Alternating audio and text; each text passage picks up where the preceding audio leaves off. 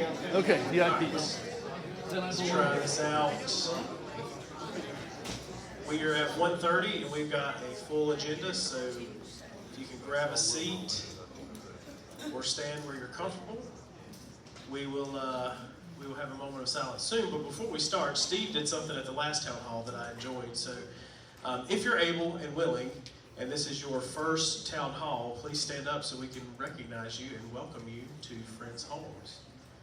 And I see no one standing. So welcome back to Friends Homes. This is Town Hall. All right, let's move into our moment of silence to get ready for today.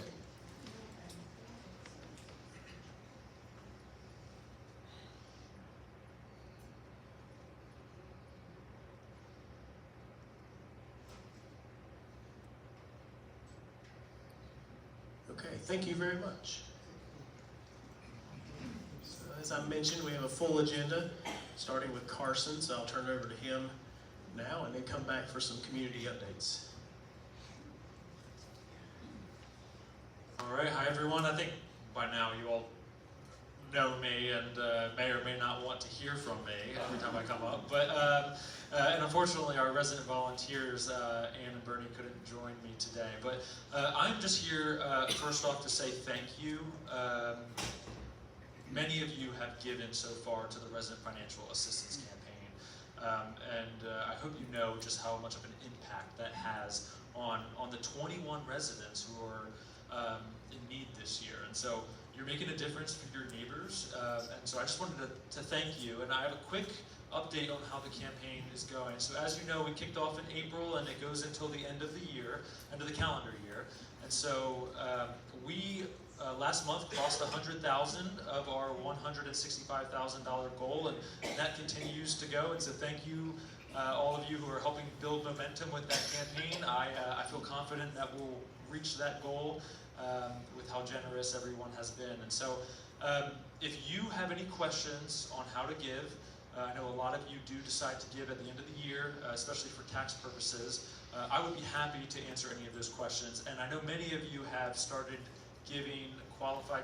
making qualified charitable distributions for your tax benefits out of your IRAs. And so know that this is something that you can give to, and then you don't have to take your required minimum distribution. I can give you plenty of information on that. We have a sheet, and you can give that to your advisors. Just thought I'd mention it since I've been getting a lot of questions about it. Thank you all again for giving, and just I'll be here after if you have any additional questions or need anything. Thanks. Thank you, sir. All right, so first let's start with congratulations to Kelly, who welcomed baby Hazel. And so if you're following along at home, that means both of our resident services coordinators are out with newborn babies. And so we want to take this moment to celebrate Hazel's arrival and to just remind everyone of our plan in the absence of Kelly and Sydney, which is health-related questions go to your clinic nurse, so Chris Jones-Moore or Teresa Cruz, and then anything related to anything else that you would normally go see these ladies for, you can come to me or Steve, and we're happy to connect you to the right resources. Not really going to impact anybody in this room, but I know that people like to think ahead. We got a room full of thinkers, and so you're probably wondering, what about orientation? Teresa Mackey, our moving coordinator, who was in the back there, she has stepped in and really helped us by saying she would take on orientation. And fortunately for all of us, there was only one person scheduled to move in before they returned who did not make it to orientation before she left. So Kelly and Sydney did a great job setting us up for success, and we were very appreciative of that. But yeah, so there's Hazel for everybody. So we'll move into the rumor mill. We got 3 good ones. The first is very pertinent to some things later to come, but administration decides who receives the Employee Appreciation Fund. More appropriately, you should change who receives it. And that is not true. The fund is 100% managed by the Residents Association. Our part in this process is to pay the taxes so the employees don't have to, and we make sure it gets on their paychecks, and that is it. So any discussion of changing that would need to go to your resident board. The gift shop is closing, and more appropriately, I will not be able to buy stamps.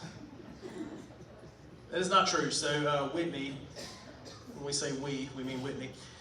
Whitney met with the volunteers of the gift shop here at West to talk about some opportunities to do a little refresh, a new coat of paint, and to really look at what sales, what residents are looking for, and to make sure we have the items you want in there. So there'll be some new things, some seasonal items. There'll be some things going away that we have heard loud and clear are not popular, and stamps, cards, those kind of things will still be in there, among many other things that you all have shared that you're interested in your shop. And then this one was really cool. The rumor was that 1% of Greensboro's entire Jewish population lives in friends' homes. And that is true. Yeah, that is true. We found that out from a speaker we had at the Vespers Committee. And then I verified it, and it's actually a little bit over 1%, but yeah, we just want to celebrate that. That's really exciting, and really.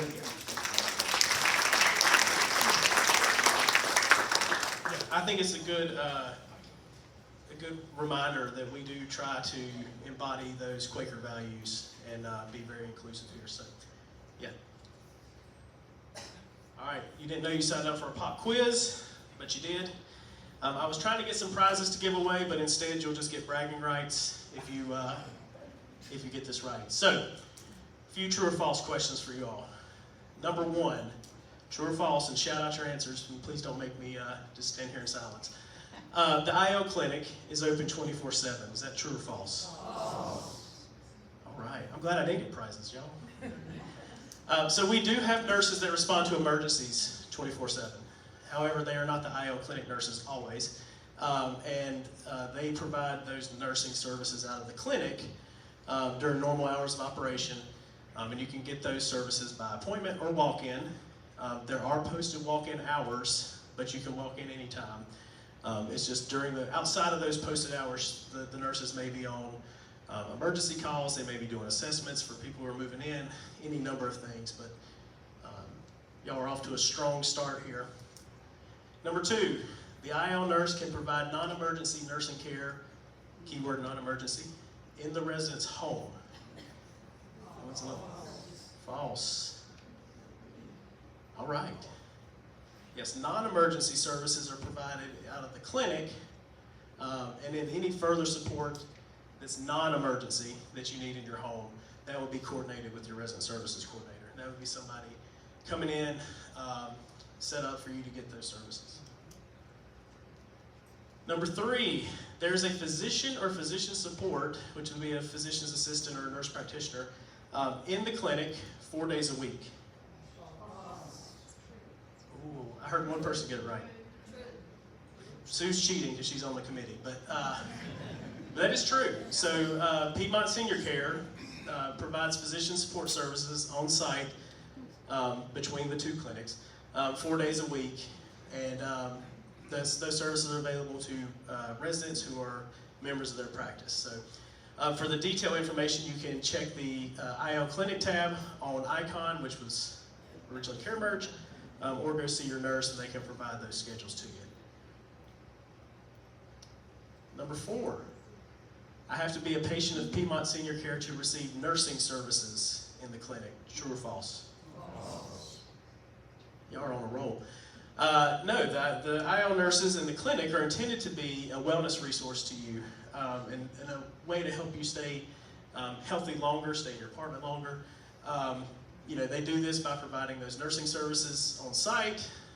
They can connect you to other providers and resources, and then they really just want to help with any appropriate health-related questions. There are some that they're probably going to say you need to talk to somebody else, but it's a good resource to have.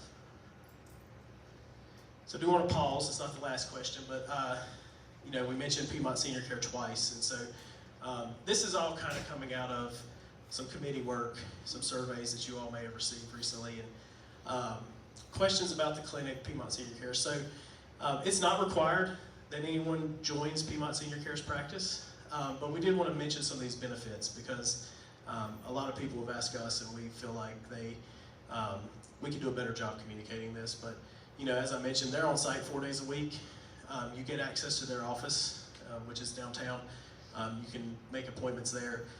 And then the big benefit is, should you have to transition to a higher level of care, they're on site 5 days a week in the healthcare venues. So your doctor, if you were seen by a Piedmont Senior Care physician, your doctor would be here seeing you versus us relaying messages to your doctor, back to us, that kind of thing. So did want to pause and cover that a little bit before moving on to question number 5, which is, if I go to the clinic too much, I will be moved to a higher level of care. Okay.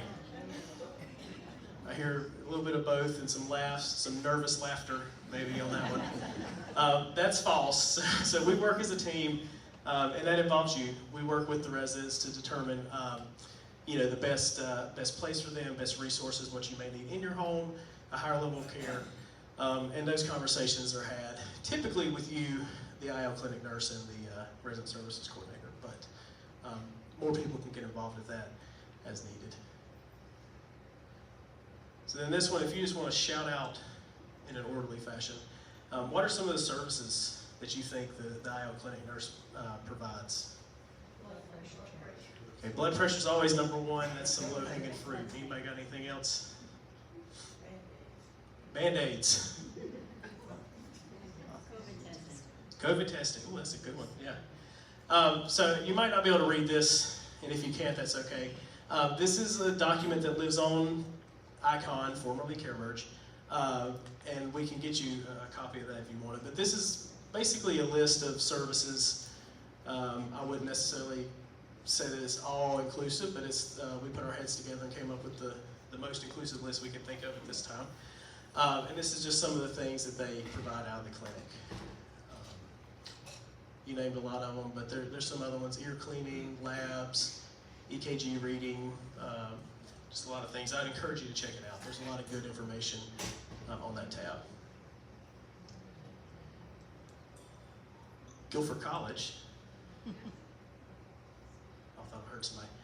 So basketball season is coming, and we are able to get a discount on those tickets. So I know a few of you joined me in buying season tickets to the football games. Well, now you can purchase season tickets at a discounted rate of $50 for season tickets versus the normal rate of $75 for the men's or women's basketball.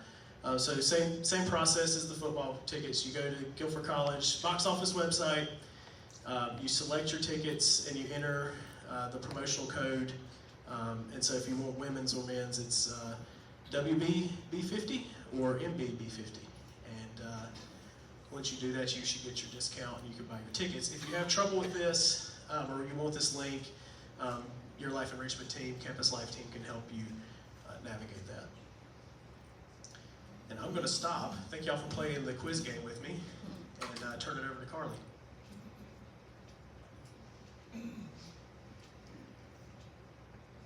Hello, everybody. So I have 2 really important updates that I want to share with you all. So first, if you have been in dining committee or in my brunch focus group, you will know that this has been a long time coming. So starting November 17th, we are going to have an updated brunch concept at Cobles. This is directly based upon feedback given by committee members and other residents. So we're excited to be able to roll this out. We've spent a lot of time looking at the format of our brunch and things that we can do differently. So I'm excited to share with you all a new concept. We will be going from a buffet style to table service, which was one thing that we heard was important. And we also will be utilizing a la carte pricing. So each individual item is priced as opposed to that one price just for a buffet. So this will start on the 17th. And prior to this starting, we will put menus out for you all to look at. We will share that on Icon as well and make sure that you have access. But we're excited, and we hope that we'll see you on the 17th. And then if you have questions, you can see myself or a dining room manager, and we can ask. But I hope that you all will come and try something new with us. My last request, as Thanksgiving sneaks up on us, is we need you all's help. So we are asking for Thanksgiving lunch reservation sign up. We do this every year, but I know we've got some new faces. And so we are asking you to make sure that you sign up and give us a count for the number of guests that you all will bring. This helps us help you, so we can make sure that we have enough servers scheduled, we make sure that we have enough food. It helps us be able to make sure that you all have a successful and enjoyable holiday.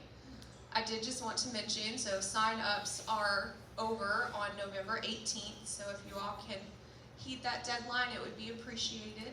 And we do not have dinner service on Thanksgiving, so we do similar to what we've done for Labor Day, Memorial Day, and we will offer the bento charcuterie boxes that you can order in advance and pick up that day. But we will not have dinner service in any of those venues. And then also the hub will close after breakfast, and then the Dogwood Deli is closed all day as well. So it is a little bit different, but this is typical of Thanksgiving for us, and this will be the same format at Christmas, and I promise you'll have reminders about Christmas next. All right, Whitney?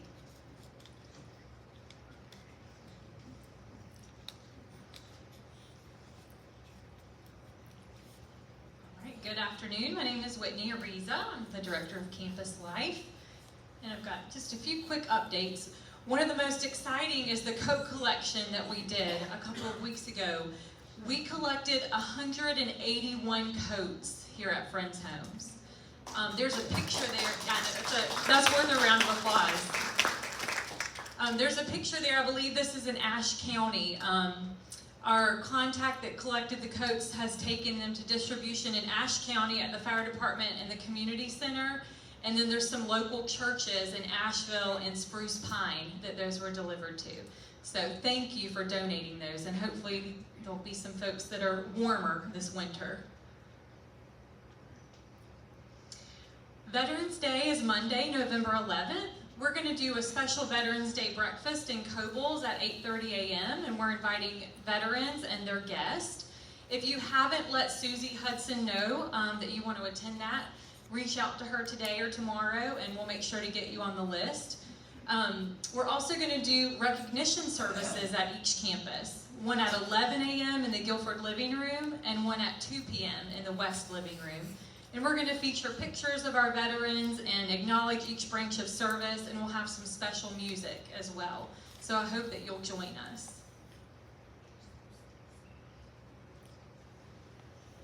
We have a couple trip highlights here. We're going to Starworks to see some glass blowing and spend the day in Seagrove to see some pottery. We're taking a trip to Fayetteville to see the Airborne and Special Operations Museum. We've got a full bus for Broadway to Greensboro. We'll be going to Wellspring to their Virginia Sutton Theater, and we'll be seeing Jodie Benson, who is the voice of the Little Mermaid. We've had a few lunch bunches scheduled, Mayflower and Undercurrent. We're going to go to the Center for Creative Leadership. There's a new art exhibit there that we'll explore. We'll head to Lewis and Elm Wine Bar, and we're also going on a highly requested trip back to Edward McKay's in Mebane. And then over at the Guilford campus, they'll be doing a meet and greet with Dr. Velandandi in the Guilford Living Room on November 18th. And we're also going to work up some meet and greets here on the West campus as well with our providers. That's it for me. I'm going to turn it to Jasmine. Thank you. Hello everyone, I'm Jasmine Hernandez, your Wellness Director. So we are doing 21 days of gratitude. That is starting this Friday the 8th and ending on the 28th. If you would like to pick up your sheet, it is located in the West fitness center right in front of the office, and then on Icon you can actually pull and download the actual sheet.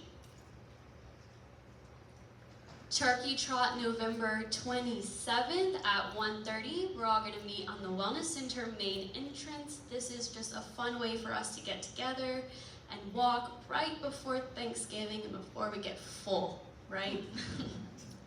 All levels are welcome, so we would love to have you join.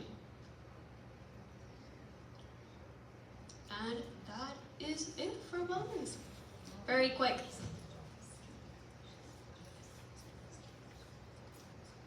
Hello, I'm Mark Ford, the Director of Maintenance, and I will also try to be quick. Got a few things on here. I always try to have a little joke. How did the shutdown go yesterday? I didn't see anybody laying out on the air hockey table trying to cool off in the hub, so I feel like it went pretty well. That's kind of my gauge. I appreciate everybody's patience with that. The work went real well. We had everything back online before the team went home. So we've got some large projects we completed recently. Some are larger than others, but we did that emergency chiller connection that I just mentioned that here at West, and we repaired a lot of parking lot lights again. For those who've been here for a while, the same bunch went out, and since we fixed them the first time, we knew how to fix them the second time. So we did that again. We had somebody driven a stake through the wires and got them a little hurt. And then over at the villas, this is something that came to the facilities committee. And it was a resident recommendation that, it's really hard to read those numbers on the villas at night because it's black on brick. And we've made them white now. And I think they look a whole lot better, a lot easier to read. So not the biggest project in the world, but it's something. And then we've been doing a lot over at Guilford as well. There's a whole bunch of digging out front. We had to replace some power lines underneath. And it's all done by Duke Power. They took care of those. We had some roofing repairs we did at Fry recently over at Guilford. So projects that are happening right now, elevator projects. So we're working over on the 1000 building, replacing that elevator and doing that modernization. We've been doing a lot of work on the 5000 elevator, and I apologize about that, but we think we finally got it taken care of there. The broken window of the pool was replaced today. So anybody that was swimming this morning may have seen some folks working up there. That window is now fixed. And we've been progressively working through the buildings, repairing a lot of exhaust fans for the restrooms and getting those working right. Over at Guilford, for those that have not visited, I encourage you to. There's a giant piece of machinery in the courtyard, and we're using it to fix the windows on the courtyard side of Woolman, making that nice and leak-free, hopefully. So here's a couple of upcoming projects. The grab bar project. The only reason I'm putting it on here is because we're targeting a spring start. So for the folks that are really excited about, I want my grab bars now, we're working on it. And we're getting all the quantities in, and we're putting all the drawings and details together in the communication, and we're targeting spring. So just want to give everybody a heads up on that. The gutters, so with that big giant piece of equipment over at Guilford, we're going to make use of it. And if I've got a few more days left of my rental, I'm going to go around and clean as many high spots as I can reach. So we'll have to wait to see how long it takes us to finish the Woolman project. But I know there's a clogged gutter here and there, especially whenever the hub.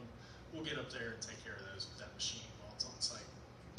And then starting as early as tomorrow, we're going to be working on the signage here. We're calling it Phase 2. We'd redone a lot of the signage at West on the outside, kind of as you're driving along, you see the black and white signs. Some are better than others, some are in positions that we need to move. After we did the first round, we realized we want to make a few tweaks. So those folks are starting that work tomorrow. Then over at Guilford, same thing with the grab bar, same thing with the gutter cleaning. And we've got an elevator over there that's got some issues. We're going to replace the jack in it, but that's one that none of us in this room, unless you're staff, is allowed to ride because it goes from the kitchen to the kitchen. So it's a staff-only elevator there. And then there's the building signage replacement that's going to happen over at Guilford as well. The signs for the actual building names. So the old signs that are red letters, kind of on a yellow faded background, will go more towards the Friends Home logo branding. I think that's all I've got for today. Jordan, you're up next.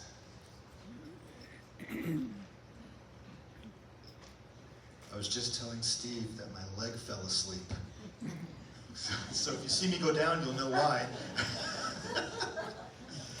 Thank you, Mark. And thank you, everyone who's presented so far. So we closed out our fiscal year at the end of September. And I thought I'd share with you those numbers as we do every month. In the interest of time, I think I will just draw your attention to this number here. That's our end of the year positive variance on our operations. So you have your expenses, you have your revenue, and after we've paid all of our expenses and we've collected all of our revenue, we have a positive variance of $322,000. It's pretty good. Now there's other accounting items that occur after this, but from the operational standpoint, from the folks who are in the room who handle the day-to-day management of the community, this is what we're in control of, this is what we manage, and I'm happy to say that there's a positive variance after all the expenses and revenue. I will draw your eye also to our operating cash. This is the money that we have in the bank, basically, for the day-to-day operations. We have trustee-held funds. This is the amount of money that we set aside for interest and debt payments. And then we have our investments. So we have a total here of $94 million. Our outstanding bonds payable. This is our overall community debt. Think about the expansion project and things like that. The debt that the community holds. Our net entrance fee refund, $6.5 million, was collected over the year in entrance fees. We planned 4.9, so that positive variance is good for the cash flow. It's good for the financial health of our community. And then you see here, $4.4 million was allocated to capital projects. So those are those reinvestment projects that we opened and completed over the year. Projects like what Mark just mentioned. He just went through a list of things that we have done or are in the process of doing. Many of those projects were opened in the previous few months and will continue into this year. That number represents the amount of money that we spent over the year on some of the capital projects that we completed or began. Some financial ratios, our debt service coverage ratio, that's our ability to pay our debt. We budgeted 1.8 and we're actually at 2.6, so more than 2 times our ability to pay our debt if we need to. Days cash on hand, 834 days compared to a budget of 616. If we stopped collecting revenue today, we could, let's say there's a big service interruption. Let's say there was a hurricane that blew through, right? Maybe a little too soon for that analogy, but we could continue to pay our bills for 834 days. That's very good. There's a benchmark all the way to the right there. Oops. Let's go all the way back. I don't even know how that happens. There's a benchmark right there. The industry standard is about 438 days. That would make me a little nervous if we had only 438 days cash on hand. I'm very happy to say that we have just about twice as much as that. Net operating margin is very healthy at 8.4%. We budgeted 3.7%. We'll go into next year with a very similar net operating margin budgeted. And the average age of our community is 9 years, also a very good sign of health for our community. You want the average age of your community to be as low as possible. The closer you get up to 15 years, 20 years, it means that you have some really significant investments that need to be made into your community. Significant investments mean you need a lot of money in order to do that. So we're lucky because we just went through an expansion, and that's what drew the number down. And we look a lot younger as a result, and I think we look great too as a community. I hope you agree. I want to congratulate 2 very special employees. All of our employees are wonderful, but there's times and there's mile markers in the life of our community where certain folks get an opportunity and they stand out and they just do something that we're just so proud of. And I love to celebrate that with our residents. And so I believe we have one of our employees, Jasmine, here. Jasmine recently graduated from the Bright Spire, now Kintura, Inspire Leadership Academy. And a co-worker of hers, Erica, who's on the right, you see Jasmine here, and Erica, they both were part of a team that presented an innovative idea that would ultimately help our organization. Has anybody seen the show Shark Tank? Everybody knows the show Shark Tank? It's sort of like that. So for months, their team works on an idea and a project and a presentation. They let us know what the idea is. They let us know what it'll cost. They let us know how it'll help the organization.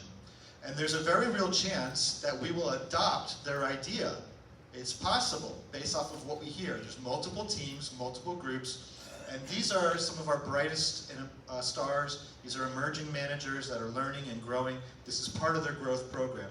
So I just want to take a moment to recognize Jasmine and Erica for the job well done. It was a significant amount of time that they invested on their own, and we're just so proud of what you did. It was a lot of fun. They presented in front of the CEO, VP of Ops, you know, all the head honchos in the organization, which I know is not easy, but they really shined. And I want to congratulate another group of folks. Jim is here. At Guilford, we're going to hopefully get some more members of the team. But our Whittier team. Whittier is our skilled nursing facility at the Guilford location. It's the certified location where we do short-term rehab and also long-term rehab. Well, every year they are inspected by the government. And it is an in-depth inspection. It is intense. And I will run down, so we look at resident care, the process that we use, the documentation, medication management, the quality of care. They look at staff education. Are we checking their backgrounds? Are we training them properly? They look at safety, the physical plant. Is it well maintained? Is it clean? Is it safe? They look at food. Is the food safe? Is there quality there? Are we documenting? Are we adhering to diets? Are we providing the appropriate service? Fire safety. Are we meeting code? Again, there's a lot of a focus on safety. Are all of our operational features working? What is the status of our physical plant? Is the place in good working order, or is it crumbling? Emergency preparedness. If there is an emergency, do we have the plans in place? Do we have the supplies? Do we have the training?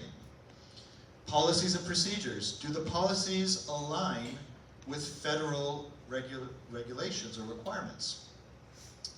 I pulled up the regs. There's over 35 pages of regulations. You know, anytime something goes wrong, the solution, a lot of times the government is, we need more regulation, right? So every year, regulations are added. We're up to 35 pages of regulations with a potential for over 209 citations. In the US, the average number of citations is 9. So that means that there can be way more and there can be less. The average amount of citations in North Carolina is 7.2.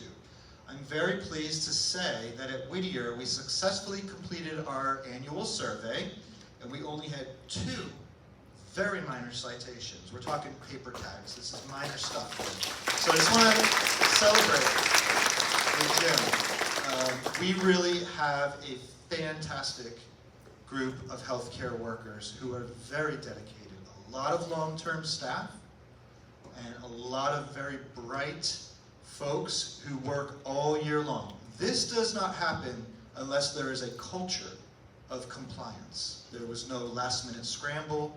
The team was prepared. And so I just want to say great job to the Whittier team. And I feel very lucky. I know you need to be working here, for you to be living here, knowing that when the time comes, if the time comes, you will have good quality care available to you. Next, I would like to invite a very special guest. Mr. Potter's coming on up. He has a nice message to share with you.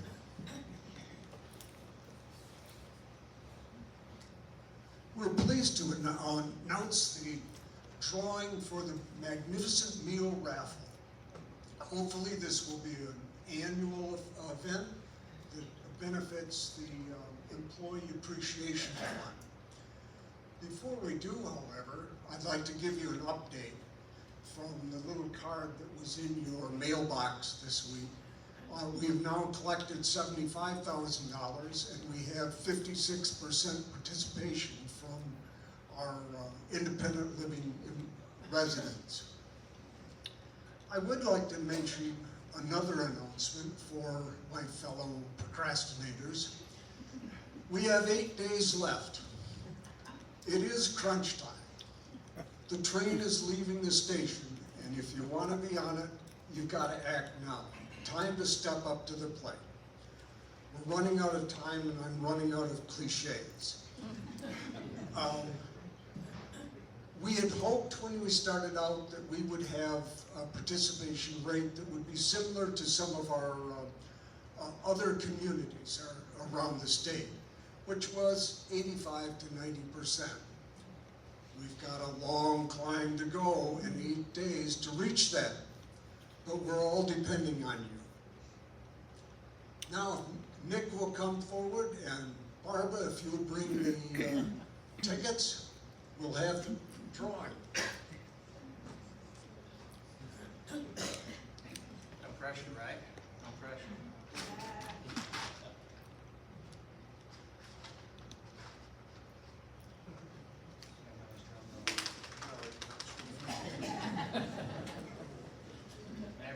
Go ahead. And the winner is, drum roll please.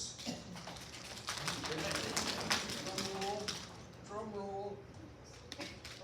So much for the drum roll. The winner is Carol Putnam. 518.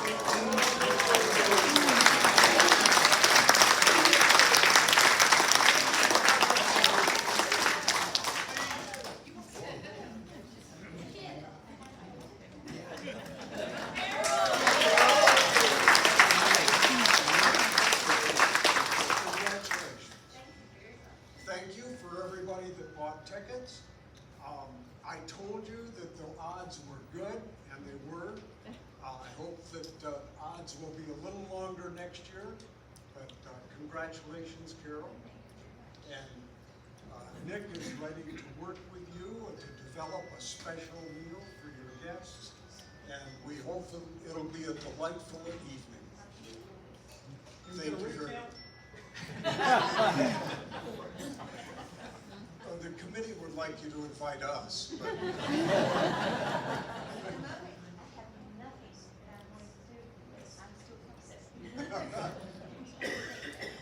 well, thank you again. And thank you to everybody that bought tickets.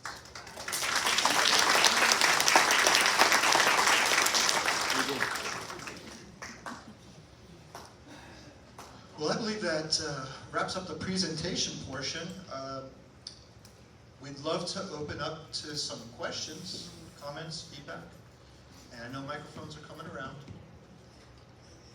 Does anybody have any questions or comments?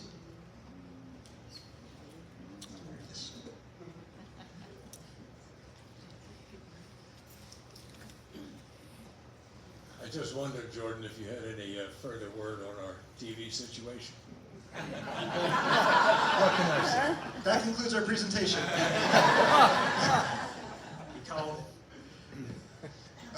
I looked over to Matt and I said, cable. Well, nothing major. We did renew the agreement with Spectrum for all the existing residents who have Spectrum services. I have heard nothing from residents about that, and so I do assume that all is well with existing Spectrum customers. Is that fair to say? Any issues? Okay. Good, good. I think that was a good step in the right direction. That was about half of our project was, what do we do? Do we really want to put residents through a changeover? And if we can avoid that, we think we chose to do so. So I'm glad to hear that it's going well. We did have a very productive, for folks that don't know, Matt, Steve, myself, we were in Nashville last week at our annual trade show or conference. We get our continuing education, and it's a meaningful time where we also have the opportunity to join a trade show and speak to vendors. One of those vendors happened to be somebody that we're working with. It was single digits. It was very, very productive conversation, and so we're still working through some negotiations and questions and technologies in pursuit of a solution for the villas at both Ridgecrest, the cottages at Ridgecrest, Quaker Hill Lane, and then the villas. It was a very productive conversation. It did yield some results, not results that I can share here today, but I remain optimistic that we will have a solution. I can assure you that the moment that there's ink on paper, you will be given notice. You will not be surprised by somebody knocking on your door and making a change. It's near and dear to me. I know it's near and dear to you that you hear an update as soon as possible. I know it's dragging on. It's taking a very long time. More time than I would have ever thought possible, but conversations are ongoing.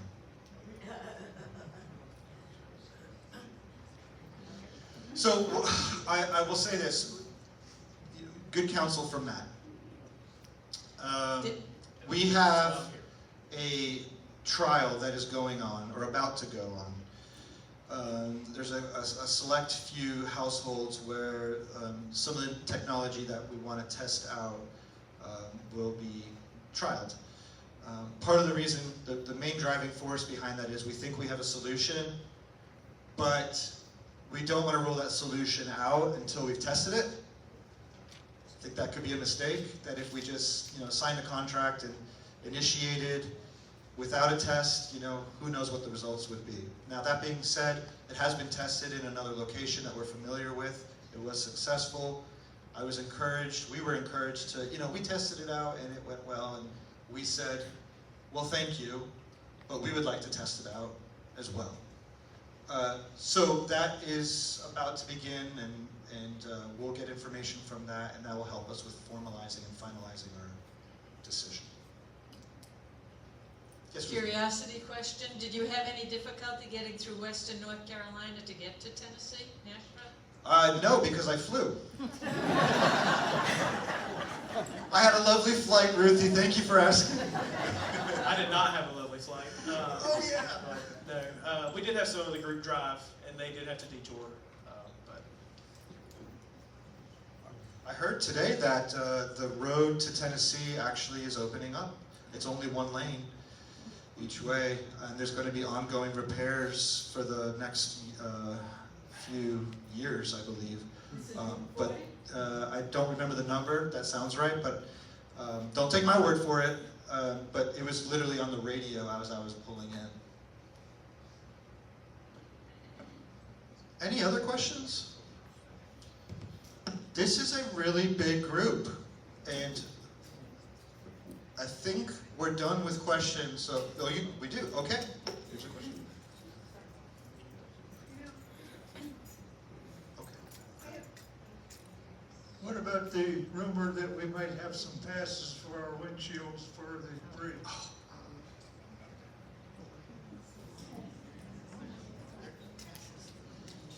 Yeah, we have tested a technology that we think is going to work really well for our residents. I actually have one on my windshield. Matt has one on his. We want to try it for ourselves. It's here, we believe. And so has the formal communication on it, on how to get it, gone out yet? no, so when we were in Tennessee, they were on back order. Mark has confirmed they are in, so we will share how to get those formally, but for those of you that are here, it'd be just like getting a replacement badge. You would go to security, and they would have you complete the form, and you'll get your sticker. My recommendation would be to hold it and figure out where you want to put it before you stick it on there. Don't stick it and peel it. It's not a multi-use sticker, but yes, a formal communication on that to come. They did just arrive kind of towards the end of last week, so we want to prepare security for a mad rush to get those. Yes, please give security time and grace and patience, because there could be a lot of people seeking it. I can tell you it's on, I have a four-door sedan, which is a little bit lower. I do have it on the top left-hand part of my windshield, and it picks up my signal from about at least 15, 20 feet away. It's really convenient. So what that means is you don't have to open up your window and try to get your card into the reader. You just pull right up, it senses the fob technology, and the gate just opens. Will both the sticker and the badge work at the same time? Yes, so I think, so the question was, will the sticker and the badge work at the same time? Yes, getting a sticker will not impact your badge at all.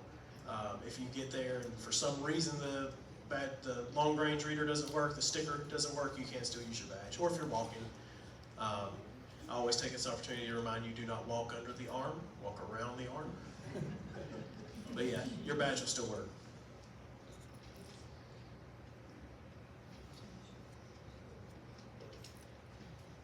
Hi. Before I moved in here, I belong to Spectrum. Brought all my papers to Friends Home West. It was supposed to change over to Friends Home West. I noticed on my computer today, I got a bill from Spectrum for $186. Now, aren't I paying Friends Home as well as? Yeah, if you want to, we'll connect and see what's going on with that. Maybe something on the disconnection end. But it sounds like you got a bill from your previous home. So we just need to make sure those services got disconnected. Do you know my name? Nancy Pequeenie. Don't you know who it is? Haha. I know most of it. Oh, we got in the back. I'm just wondering what is going on with the dining room and seating at dinner time. I mean, the dining procedure is taking some hours now. We can repeat that question. The question is, what is going on in the dining room? Why is it taking so long to seat people? Is that fair to say? We're going to welcome Carly back up. So it's not taking a few hours, but we have had some challenges, especially the past couple days. You know, we've had several call outs and that has impacted service. You all have probably seen Kira and Michaela serving tables. So it has been a little bit tougher, especially I know yesterday and there was another day where it's taken a little bit longer. Our policies haven't changed, the way that we schedule hasn't changed. I know you all have experienced some longer ticket times and seating times, and we are sorry for that. We do still continue to offer reservations, and that is helpful to us, especially if you have larger parties.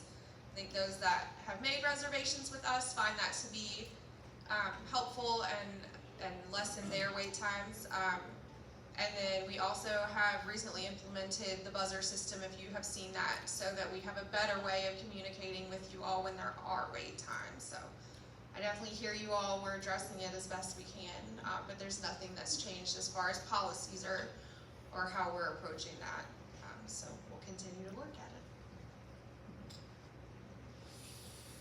Do we have an update on the Villa water situation on the porches? Yes, so we had, for those of you that don't know, we had an apartment home, or a villa, excuse me, that had a balcony that had some pooling water on it, and Mark did a great job, and he's going to do a great job explaining his great job right now. I'll be honest, we're waiting for it to rain. So it hasn't rained all month, and we don't know if what we did worked. So before we go trying to do the same thing to other units, we want to make sure what we did is functional. We don't have a drain at all on our third floor building. Understood. Most And it folks backs don't. up- Backs up like crazy. Yep. Big storms. Understood. And Yeah, this is a little bit of a different situation. So we're dealing with them all on a case-by-case basis. And in the one that we did in this other location, we installed a quasi-drain. It's not really a drain because there's not really a good spot to put a drain, but that's why we're trying to work through the issues. Those of us on single digits, if we have an outage of Wi-Fi, television, and internet, on the evenings and weekends, what do we do? Who do we call, and how soon will it be addressed and fixed? Do we have to wait till Monday again? No, so you would, after hours work orders, and this would be a work order, so an after hours work order would go to security, and they would submit that, and all the people who are on call to address those would get notified of that. If it is a single home that's having an issue, it would likely be addressed the next day by the on-call maintenance person. It would be prioritized like a work order, so it may be the next day, it may be depending on what arises for them. If we're dealing with something like that happened recently, the major outage, it would escalate up to Mark, to myself, Steve, Jordan, our IT crew. We would be reaching out to single digits IT crew, and we'd be handling that a little bit differently. But an after hours outage would be treated like a normal outage, and it would go to the security. So security because we have no internet, we make a phone call to security, which is what we did, and we were told, we're working on it. Reggie's on vacation, but he's coming back. Yeah, we've been through this. We've been through this at length with the villas. We've had more than one discussion over it. What happened on that day, we believe, is an isolated issue. It is a series of 3 different things that did not work properly. We believe we've addressed that issue, and we are pretty well prepared if something like that happens again to react, all the way to the point of me calling the CEO. I have the CEO of 2 different entities, numbers that I can call them directly if I need to. Now that would be a last resort, but what I'm saying is we've peeled back the layers of the onion because of that experience. So going forward, we're prepared. To answer your original question, yes, you would contact security. What happened on that day is not generally the way that it should have been handled. So I'll just ask that you give us another shot. Hopefully we don't have to face that again.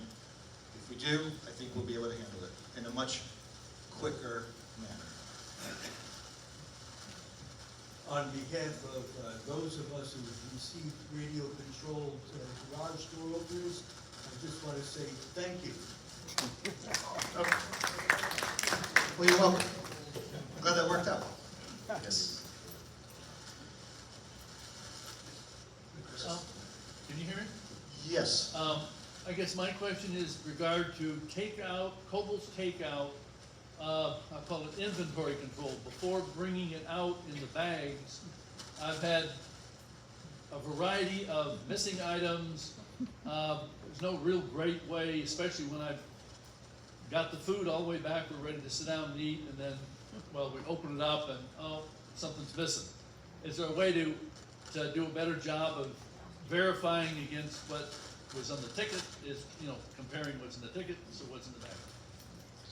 Yeah, if you get an order, takeout or at a table, and it's incorrect, if you let the team know, we can dig into what happened to cause that. We do have systems in place.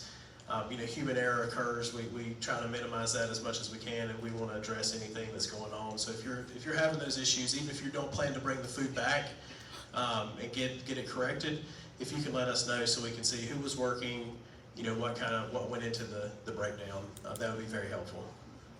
It's helpful, especially if there's some sort of a pattern that we're able to put together and say, okay, somebody is struggling with this, because it is all put together by a person and overseen. And the question was, is there a system that exists? Yeah, that could be improved. Yeah, there is. There's a system that exists. It just needs to be followed. And like Matt said, human error kind of gets in the way sometimes. And it's not something we're proud of, and we certainly apologize for that. We've all been on the receiving end of that type of a scenario, and that's no fun, especially when you're so excited to eat and something is not there. I'm sorry about that, Chris. When will we get Sonilla back full time?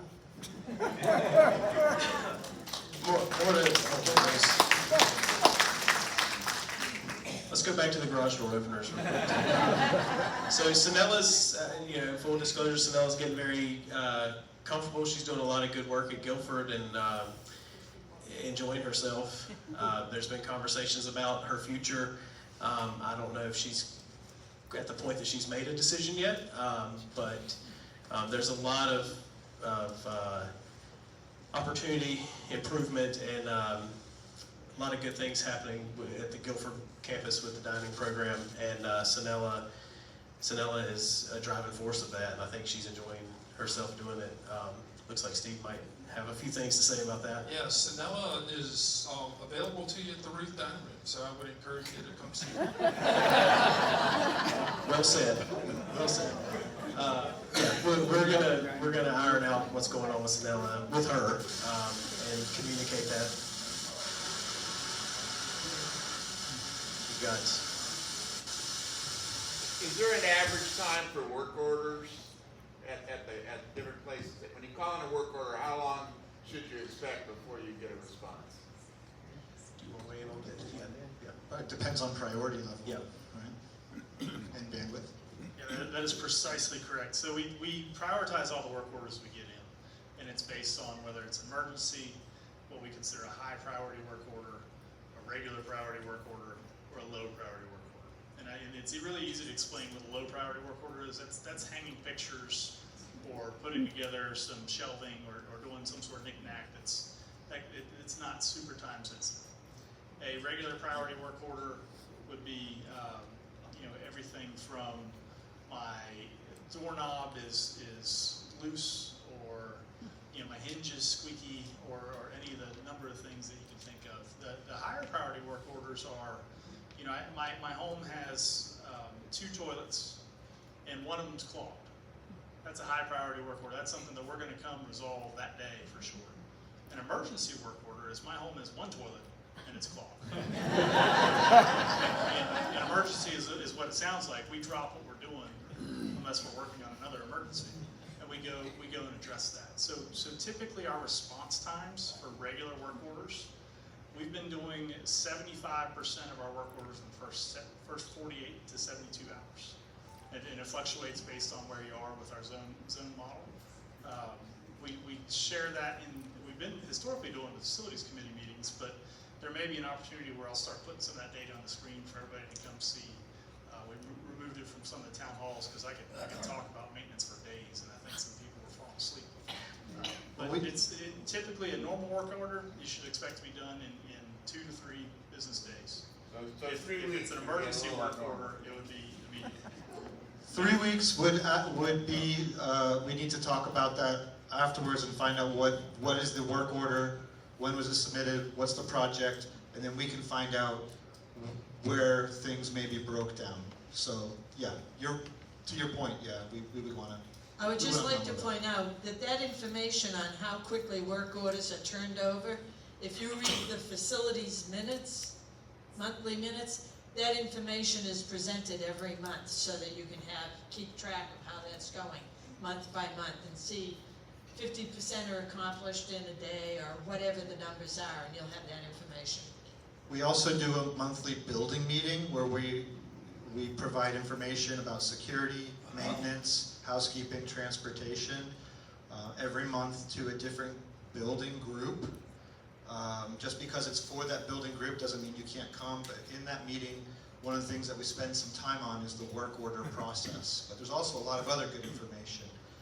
So it just so happens that the next meeting is on the 13th on Fox. Fox is the building over at Guilford. You're welcome to join though. It's in our living room. I believe it's at 10 a.m. So come to that and feel free to ask questions if you'd like as well. You probably find it to be pretty helpful and illuminate a little bit more related to some of those departments I just mentioned.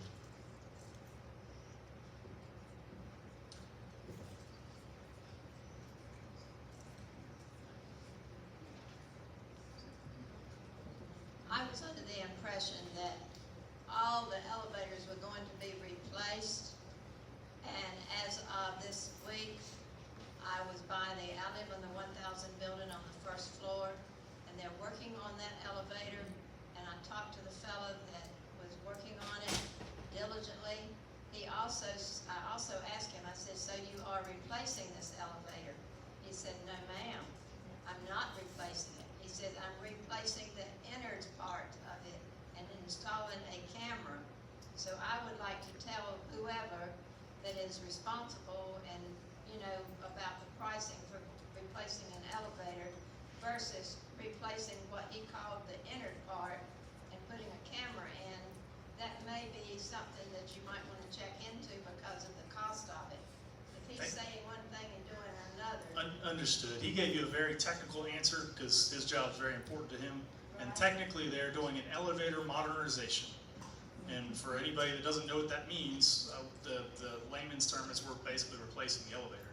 We're not replacing the elevator in a pure sense of an elevator technician's terminology, but in terms of everything you see and touch and use in that elevator, it'll be new. And that's sort of the risk that you run if you go to a frontline technician. They're going to tell you the answer that comes to mind for them.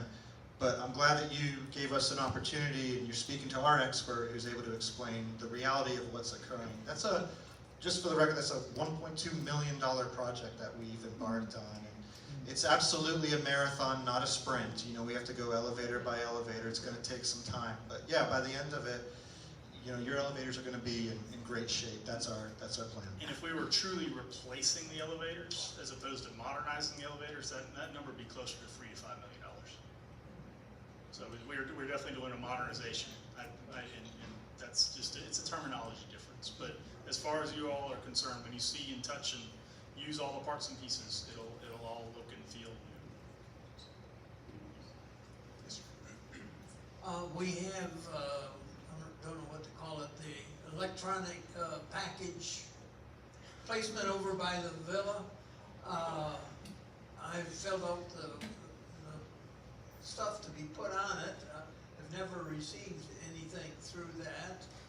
I continue to get stuff left in my front door, which I presume other residents picked it up as they went by wherever it was and brought it there. Yesterday when I went, there was a package sitting in front of the new electronic packet. What do we call that thing? The parcel pending lockers. Okay. You notice Mark got off the stage real quick with that one. So just a quick answer to that, and you can talk to your building rep too, because I've been in a lot of communication with them, some more so than others. But parcel pending, when we signed this agreement with them to get this device, they provide us a client success expert, and that person is supposed to help us work through these things. So there's two issues that we're currently working through with them. Number one is the way that the data is in their system. So the way your username and passcode are in their system. So a few of you have had experiences where you tried to log in and it says this account's already in use by someone else. Some of you will not let you log in. So Kelly, before she went out, did a lot of work, and Terry stepped in when Kelly was leaving us and finished that for us. And so we've got all that information to send back to them, and they will take everyone out and put everyone back in. And they feel confident that that will help that problem. The second problem is just educating delivery drivers. So FedEx is giving us a very difficult time right now. They've had some driver turnover, to the best of our knowledge. The other one that's really difficult is Amazon, because Amazon, their delivery model is kind of like Uber. You know, somebody could be sitting at home at night and say, well, I'm gonna go deliver for a little bit and take off. And so we've got some resources that we are currently using to try to spread the word about that. We also have some signage that we're gonna temporarily try to use and try to get that kind of worked out. But those are the two issues. We're well aware of those. And we're in the process of trying to get that to stop. If you do find packages delivered incorrectly, if you can let me know, there's some steps that we do on our end to let them know, like, hey, we've had a problem with Steve Mentor Delivery Service, and you need to call them and get it straightened out. As much as we'd like to say that that won't continue, I don't think we can, because we're at the mercy of the companies that Matt just mentioned, and because of the way that they deliver their package. You know, there was a time where you had a mailman, you knew, or mailman, mail lady, who's the same person.